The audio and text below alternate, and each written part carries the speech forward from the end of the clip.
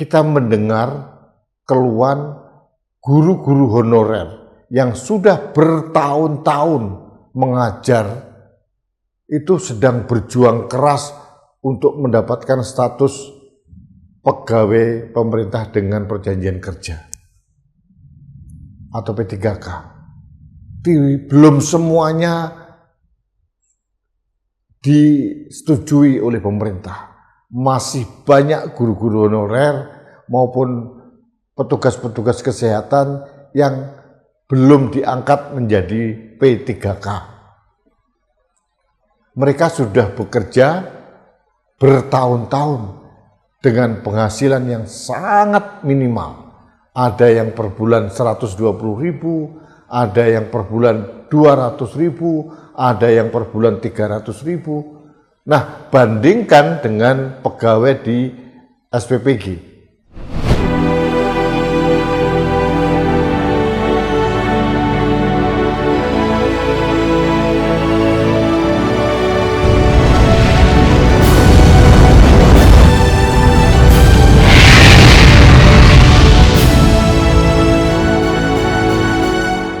Halo sahabat Indonesia, kita bertemu kembali dalam Opini Rudi di Anak Bangsa Channel. Sahabat Indonesia, ada yang menarik dalam beberapa hari ini terjadi di negeri kita. Ada keanehan, kejanggalan dalam tata kelola negara. Yang saya bahas adalah terkait dengan rencana dari pemerintah melalui Badan Gizi Nasional akan memberikan status P3K. P3K itu adalah pegawai pemerintah dengan perjanjian kontrak kepada beberapa orang dalam SPPG. Itu mulai kepala SPPG-nya. SPPG itu adalah Satuan Pelayanan Pemenuhan Gizi, dapurnya MBG, kemudian ahli gizinya juga akuntingnya itu akan di P3K-kan. P3K itu adalah suatu status di mana seperti ASN tapi berbeda karena ini dengan perjanjian kontrak. Fase kedua konon akan diangkat pegawai SPPG seluruh Indonesia sekitar 32.000 lebih akan dijadikan P3K. Ini fase kedua. Konon tahun kemarin bulan Juli atau Juni sudah 2080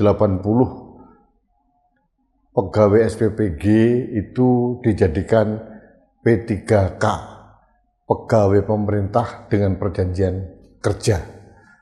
Nah, akhirnya policy ini menimbulkan beberapa pertanyaan, minimal dari saya dan mungkin juga dari Anda semua. Yang pertama adalah, bukankah pegawai-pegawai SPPG itu statusnya adalah vendor atau pegawai swasta yang mengelola MBG? Kalau kita lihat struktur dari pembiayaan MBG, ada dana yang dialokasikan untuk pegawai-pegawai yang terlibat di SPPG. Di samping 10.000 yang dijadikan biaya menu bagi para siswa dan lansia serta ibu hamil. Mengapa harus pegawai swasta yang tiba-tiba diangkat menjadi P3K? Ini menimbulkan pertanyaan publik. Padahal penghasilan mereka juga tidak kecil dari keuntungan atau alokasi dana untuk SPPG itu. Jadi bagi saya penuh dengan kejanggalan. Nah, di sisi lain saya melihat bahwa kalau nanti 2.000 di tahap pertama, kemudian 32.000 tahap kedua, entah tahap ketiga berapa lagi, kalau orang atau warga negara sudah dijadikan P3K, otomatis itu akan terus menjadi beban APBN.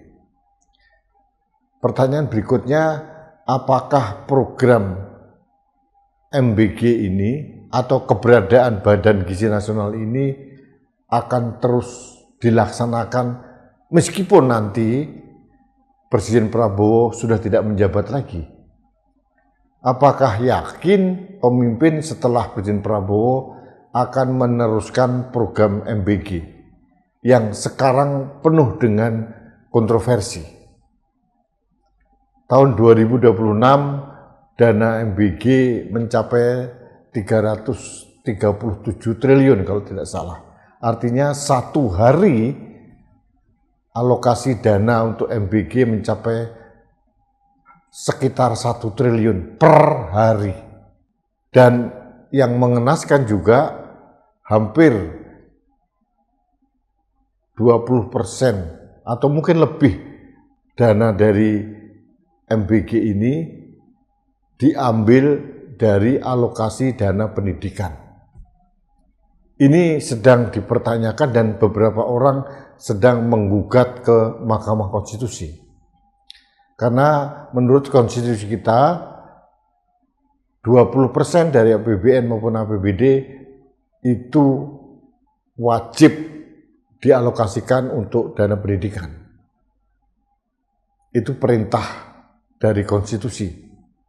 Nah, kalau perintah konstitusi sebagian diambil untuk MBG, ini menjadi pertanyaan. Apakah makan bergizi gratis itu hanya menyasar anak sekolah? Kenyataannya ada lansia, ada ibu hamil, dan sebagainya, dan sebagainya. Ini juga menjadi pertanyaan kita. Ada hal lain yang perlu kita pertanyakan, bahwa selama ini kita mendengar keluhan guru-guru honorer yang sudah bertahun-tahun mengajar itu sedang berjuang keras untuk mendapatkan status pegawai pemerintah dengan perjanjian kerja atau P3K. Belum semuanya disetujui oleh pemerintah. Masih banyak guru-guru honorer maupun petugas-petugas kesehatan yang belum diangkat menjadi P3K. Mereka sudah bekerja bertahun-tahun dengan penghasilan yang sangat minimal. Ada yang per bulan 120.000, ada yang per bulan 200.000, ada yang per bulan 300.000. Nah, bandingkan dengan pegawai di SPPG. Tukang cuci tray atau bekas makan dari MBG itu gajinya per bulan tidak kurang dari 2.500.000 per bulan. Bandingkan dengan guru honorer. Ini yang kita gugat kepada pemerintah tentang keadilan. Kita mempertanyakan pada pemerintah tentang keadilan sosial bagi guru-guru honorer dan tenaga-tenaga kesehatan honorer yang sampai sekarang sedang berjuang untuk mendapatkan status P3K. Di sisi lain kita mendengar begitu mudahnya pegawai SPPG dari program MBG ini dijadikan pegawai pemerintah dengan perjanjian kerja. Ironi, ini sangat tidak berkeadilan. Padahal fungsi dan peran guru honorer maupun tenaga kesehatan ini juga luar biasa penting dibandingkan dengan MBG. Kalau saya harus memilih apakah peranan guru dibandingkan dengan MBG, tentu saja saya lebih mengutamakan guru. Karena guru itu adalah sokok guru sumber daya manusia di Indonesia sekarang ini. Tiang penyangga. Bagaimana kalau kita bisa mengharapkan SDM kita akan bersaing untuk 10 atau 20 tahun, 30 tahun lagi ke depan, manakala guru-gurunya tidak disejahterakan. Ada berbagai cerita, guru-guru honorer itu nyambi jadi tukang ojek misalkan. Atau ada yang bercerita menyambi sebagai buruh cuci setrika. Mengenaskan sekali, sangat-sangat mengenaskan. Ini yang kita pertanyakan, keadilan sosialnya di mana? Saya dalam posisi tidak menentang kalau misalkan 32.000 sekian dan 2.000 di tahap pertama pegawai SPPG ini dijadikan P3K. Tapi seharusnya perlakuan terhadap guru-guru honorer yang sudah bertahun-tahun, perlakuan terhadap tenaga-tenaga kesehatan yang sudah bertahun-tahun mengabdi, itu seharusnya lebih diprioritaskan atau diutamakan. Ini yang saya gugat kepada pemerintah. Keadilan sosial bagi seluruh rakyat Indonesia. Itu sila kelima dalam Pancasila kita. Dan kita tidak bisa memungkiri bagaimana peranan seorang guru itu sangat penting. Bagaimana peranan tenaga kesehatan atau nakes itu sangat-sangat vital. Bagaimana kita menciptakan generasi emas Indonesia kalau guru-gurunya tidak mempunyai kesejahteraan yang memadai sehingga dia bisa mentransfer ilmu, mendidik generasi muda kita. Bagaimana kita mau mendapatkan output generasi emas kalau nakes-nakes kita yang menyokong kesehatan masyarakat ini tidak diperhatikan atau tidak disejahterakan. Artinya kita tidak menafikan ada gerakan pemerintah untuk menaikkan status guru-guru honorer dan nakes honorer ini menjadi P3K, tapi masih banyak lagi, ribuan lagi yang belum mendapatkan status P3K. Di sisi lain kita mendengar kebijakan pemerintah, pegawai SPPG yang belum genap setahun mengabdi untuk melayani makan bergizi gratis, mendapatkan kemewahan menjadi pegawai pemerintah dengan perjanjian kerja. Ini bagi saya ironi yang wajib saya pertanyakan. Sebagai rakyat, saya berhak bertanya kepada pemerintah, kepada negara, agar keadilan sosial ini benar-benar ditegakkan.